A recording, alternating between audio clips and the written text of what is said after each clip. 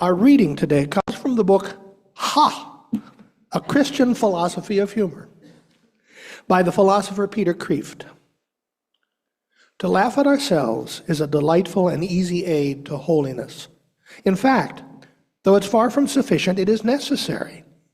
That ego has to be deflated, like the tires on sand dunes. Holiness, or sanctity, requires virtues, and the very first and most necessary virtue of all is humility, which is the alternative to the worst sin of all, the sin of Satan, namely pride, arrogance, playing God. St. Augustine, asked to name the 4 cardinal virtues, replied, humility, humility, humility, and humility. But humility is usually misunderstood. It's not a low opinion of yourself. It's no opinion of yourself. It's self-forgetfulness to the point of being able to laugh at yourself as a joke. Humility is the pin that deflates the balloon of egotism. Jokes are both causes and effects of humility. They both foster and express humility. How? By their surprise. The secret of most jokes is the timing, the sudden aha moment. If you see it coming, the joke doesn't work. It isn't funny. A joke is funny only if and when you are turned upside down and realize you had been standing on your head, which is the funniest posture of all, and one it's impossible not to laugh at. Now, most of you know, we've been talking about it here, I got a cancer diagnosis this past spring.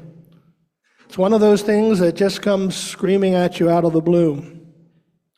I'm happy to report that currently I'm on a treatment regimen where I take 1 pill a day, and that pill seems to be doing good things in terms of reducing my symptoms. I'm looking forward to getting a scan in about 2 months, and we'll see what's going on inside, but I'm optimistic. One of the first things I did when I got a tentative diagnosis was to read Norman Cousins' book, Anatomy of an Illness, in which he describes steps he took to overcome a debilitating illness that struck him in midlife. One of the things that saved him, says Cousins, was a good, strong dose of laughter. He started watching old Marx Brothers movies, The Three Stooges, reels of old candid camera episodes, all sorts of silly stuff. Anything that would rouse a good belly laugh.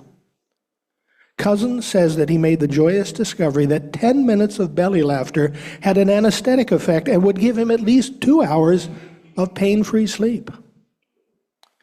In developing his then unorthodox course of treatment, Cousins says that the inevitable question rose in my mind. What about the positive emotions?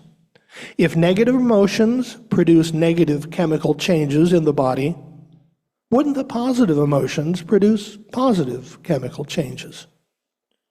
Is it possible that love, hope, faith, laughter, confidence, and the will to live have therapeutic value? Do chemical changes occur only on the downside? Cousins concluded that laughter, humor, and a positive outlook on life, a strong will to live, do have therapeutic value. And many studies since then have suggested the same conclusion.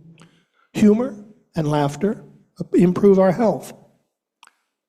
Now, in response to Cousins' book, I've spent a fair amount of time this summer watching the Marx Brothers, movies like Airplane and Young Frankenstein, episodes of Angie Tribeca, things that always make me laugh. I've read a bunch of joke books, too, and given the opportunity, I've told those jokes to my long-suffering family. I can't tell you whether or not these activities have actually improved my health situation in any way, but I figure they can't hurt. I've also spent time reading books about humor itself. Those books tend not to be all that funny, but many of them do stress, just as Norman Cousins suggested, that there is a philosophical, even a spiritual dimension to humor that is all too often ignored or underestimated. I offer what follows, not with any authority, but just for your consideration as something I've been exploring. Can humor give us a spiritual perspective on life and a way of interpreting and accepting the mystery, even the absurdity, of our existence. Lawrence LeShan, in his book, How to Meditate, offers this observation about practices for spiritual or mystical development. There are two common results reported by mystics the world over and that all mystical training schools aim towards. They are greater efficiency in everyday life and comprehension of a different view of reality than the one we ordinarily use. Our reading this morning was from the philosopher and devout Christian Peter Kreeft. Further to those remarks in his book, Kreeft describes humor as having a similar effect as mystical experience. He says, mystical experiences, out of the body and out of the ordinary mind experiences, are joy in the spirit. Good jokes are joy in the mind. Like those other experiences, they are ecstatic in the literal sense. Ecstasis means standing outside yourself. Good jokes help us to stand outside ourselves and transcend ourselves, for they make us laugh at ourselves as if we are someone else. That's paradoxical. The self or the I is the subject, not the object. And when our object is the self, we stand outside ourselves. When we laugh at ourselves, the laughter and the laughed at become one. We overcome the dualism of ordinary subject-object consciousness. It's like a mystical experience. Psychologically, we're doing three things. We are transcending our categories and concepts and mental expectations in our mind. We are transcending our choosing and controlling desires in our will. And we are transcending our everydayness and ordinariness and boredom in our emotions. And that is a kind of magic that very few other things can do. This is similar to what Father Nakardadze said in today's Blue Note. He comments, we say a person has a sense of humor if he or she can see through things. Humor simplifies things and makes realities more understandable and meaningful. Harvey Mindrus, a clinical psychologist and professor emeritus at Antioch University, states in his book, Laughter and Liberation, that deep, genuine humor, the humor that deserves to be called therapeutic, that can be instrumental in our lives, extends beyond jokes, beyond wit, beyond laughter itself, to a peculiar frame of mind. It is an inner condition, a stance, a point of view, or in the largest sense, an attitude toward life. The psychologist Rollo May made the case very succinctly. Humor is the healthy way of feeling distance between oneself and the problem, a way of standing off and looking at one's problems with perspective. What all of these thinkers seem to be saying is that humor can act on us in the same way as spiritual practices, lifting us out of our subjective, ego-centered perspective and letting us experience a greater reality that allows us to look with detachment on our lives and on the mystery that is life. Peter Kreeft again. Humor shocks us out of our ignorance. Advice, preaching, moralizing, and research try to do that too, but they can't do it nearly so quickly or shockingly or delightfully as humor can. We don't usually laugh with delight at a good sermon, but we can't help laughing at a good joke. We also remember the joke better than the sermon because it gives us an aha experience of the truth.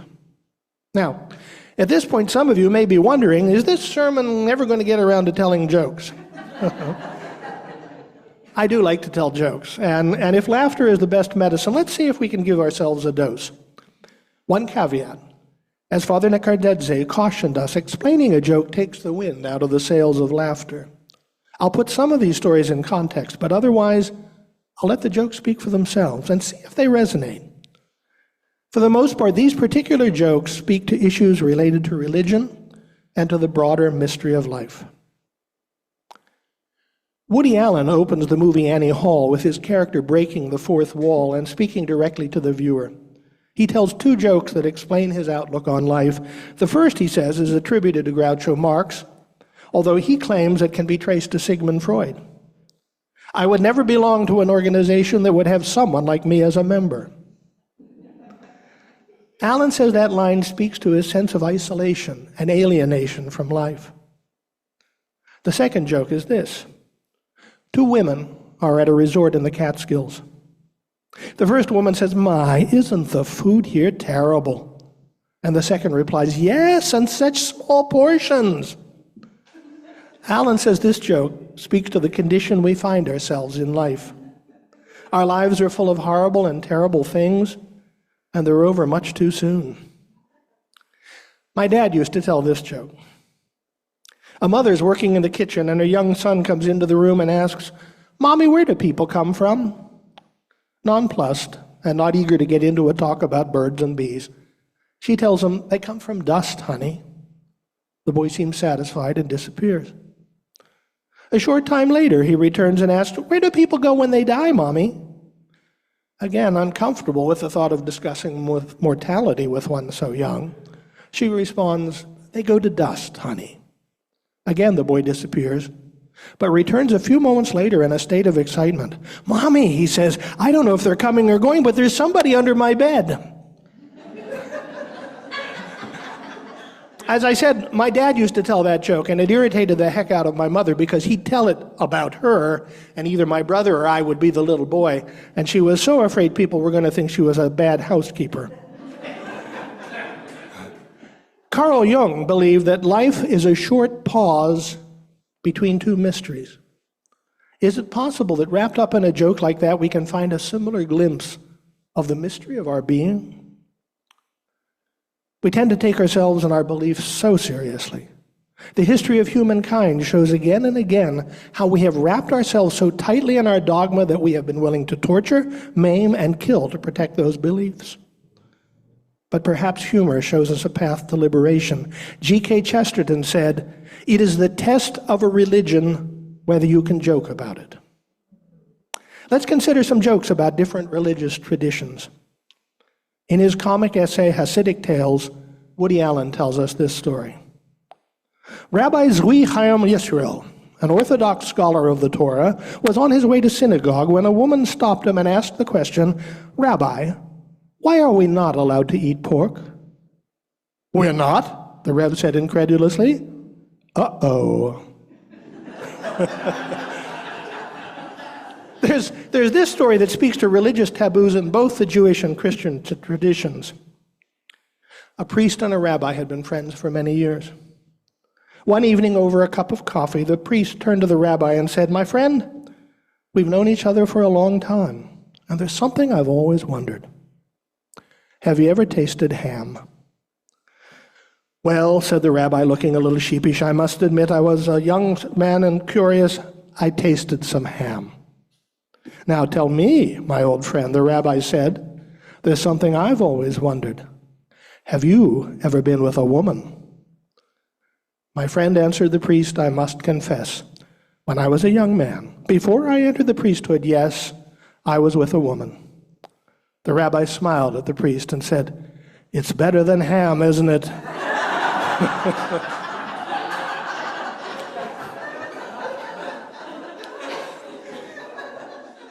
It's pouring rain in the floodplain of the Mississippi Valley, and the rising river begins to threaten homes, including that of the local preacher. Water floods into the ground floor. A rowboat with police come by, and the officer shouts, "Let us evacuate you. The water level's getting dangerous." And the preacher replies, "No, thank you. I'm a righteous man who trusts in the Almighty, and I am confident He will deliver me." 3 hours go by, and the rains intensify, at which point the preacher is forced up to the second floor of his house. Police come by in a powerboat, and the officer shouts, "Now let us evacuate you. The water level's getting dangerous."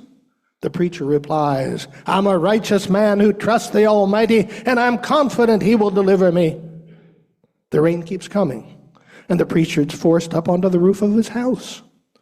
A helicopter flies over, and the police officer shouts down, "Please, grab the rope and we'll pull you up. You're in terrible danger." And again the preacher replies, "I'm a righteous man who trusts in the Almighty, and I'm confident He will deliver me." The deluge continues. The waters rise and sweep the preacher off the roof. He's drowned. He goes up to heaven, and at the pearly gates he's admitted and comes before God. The preacher asks, "Dear Lord, I don't understand. I've been a righteous and observant person my whole life, and I depended on you to save me in my hour of need. Where were you?" And the Lord answered, "I sent you a rowboat, a powerboat, and a helicopter. What more did you want?" There's this one. A man was on vacation at the seashore. It's out on a Sunday morning for a walk on the beach. Ahead of him, he sees a crowd of people, some in the sand, others standing in the surf. Curious, he approaches them and finds himself suddenly pulled forward into the waves. A big man takes hold of him and shoves him under the water. As the man comes up spluttering and coughing, the big man asks, "Can you feel Jesus, son?" "What? No," said the man in confusion. Again, the big man grabs him and dunks him in the surf. As the man surfaces, gasping for breath, the big man asks, "Can you feel Jesus now?" "No, wait, down into the water." The man's pushed again. As he comes up once more, the big man says, "How about now, son? Tell me, can you feel Jesus?" "No," gasped the man. "Are you even sure this is where he went in?"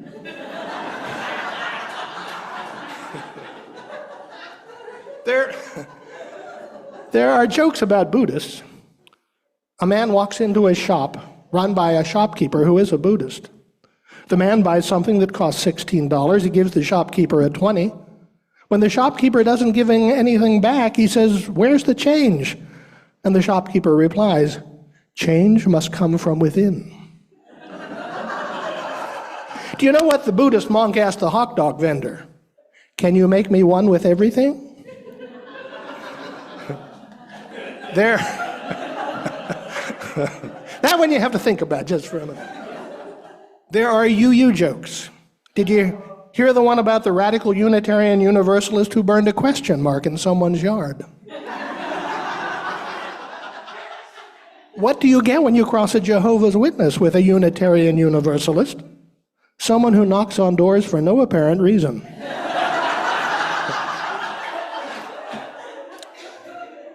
There was an episode of The Simpsons where they had a group of kids playing a game called Billy Graham's Bible Blaster. The point of the game was to shoot heathens with Bibles. If you did, then you'd win points for saving them. One kid shoots his Bible at a heathen and he shouts, "I got him!" But another player says, "No, you just winged him. Now he's a Unitarian." The Universalist minister, Thomas Starr King, who later became a Unitarian minister, told the mother of all you jokes long before the two denominations merged. Asked what's the difference between Unitarians and Universalists, he replied, "There's not much difference. The Universalists believe that God is too good to damn them, and the Unitarians believe they're too good to be damned." Here are two of my favorite jokes about religion. There was a man once who was marooned for years on a desert island. One day a ship sailing by saw smoke rising from a small fire on the beach, and the captain took a rowboat in to see if anyone needed help. The castaway was rescued, and the captain began to row him out to the ship and safety. Looking back, the captain asked the man about some structures that he saw on the island. "Oh," said the man, "that one there on the right, that's my house.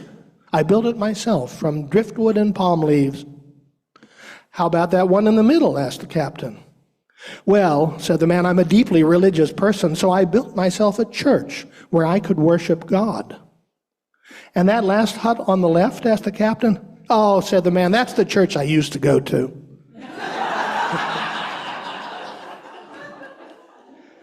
The stand-up comedian Emo Phillips tells this story that was voted the 44th funniest joke of all time in the 75 funniest jokes of all time in GQ magazine.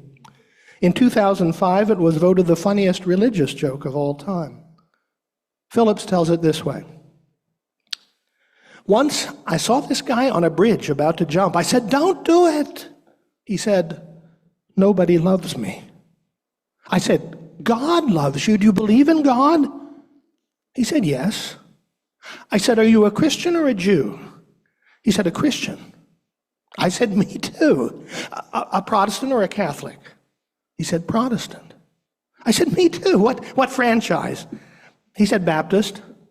I said, me too. Northern Baptist or Southern Baptist? He said, Northern Baptist. I said, me too. Northern Conservative Baptist or Northern Liberal Baptist? He said, Northern Conservative Baptist. I said, me too. Northern Conservative Baptist Great Lakes region or Northern Conservative Baptist Eastern region? He said, Northern Conservative Baptist Great Lakes region. I said, me too. Northern Conservative Baptist Great Lakes Region Council of 1879 or Northern Conservative Baptist Great Lakes Region Council of 1912? He said, Northern Conservative Baptist Great Lakes Region of 1912. I said, die, heretic, and I pushed him over.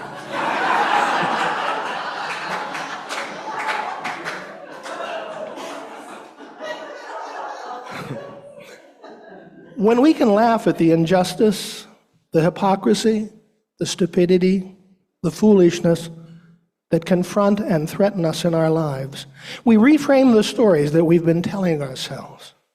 We deflate those threats, and at the same time we deflate our egos, which have been vulnerable to them. To come back to the words of Lawrence LeShan, we begin to comprehend a view of reality that is different from the one we ordinarily use. That's spiritual practice. That's the way of humor. The psychologist Harvey Mindra says that to get with our sense of humor, we must learn to accept life and accept ourselves, not blindly and not with conceit, but with a shrug and a smile.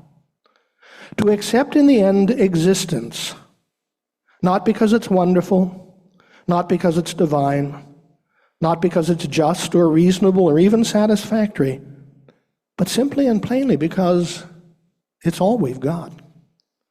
That seems a little bleak to me. I think we need to leave room for wonder and the divine, for some measure of reason and contentment. But in the end, we do stand facing an unfathomable mystery, and perhaps the best way to accept that is with a shrug and a smile. At the end of Annie Hall, Woody Allen tells a third joke. He says a woman goes to the doctor with her brother. She asks to speak to the doctor alone before he examines the brother. What's the problem? Asks the doctor. My brother thinks he's a chicken, replies the woman. How long has this been going on? Ever since he was a child, she tells him. And you're just bringing him in for an examination now? Well, says the woman, we needed the eggs. Allen says this story speaks to our need for relationships, however frustrating, maddening, and ultimately transitory they may be. I think more broadly, it may speak to our spiritual quest. We crave someone or something beyond ourselves, something spiritual and transcendent. We come back and again to our search for truth and meaning, no matter how maddening or frustrating or absurd it may seem at times, because we need the eggs. And maybe humor helps us to accept that with a shrug and a smile and a good, strong dose of laughter. May it be so.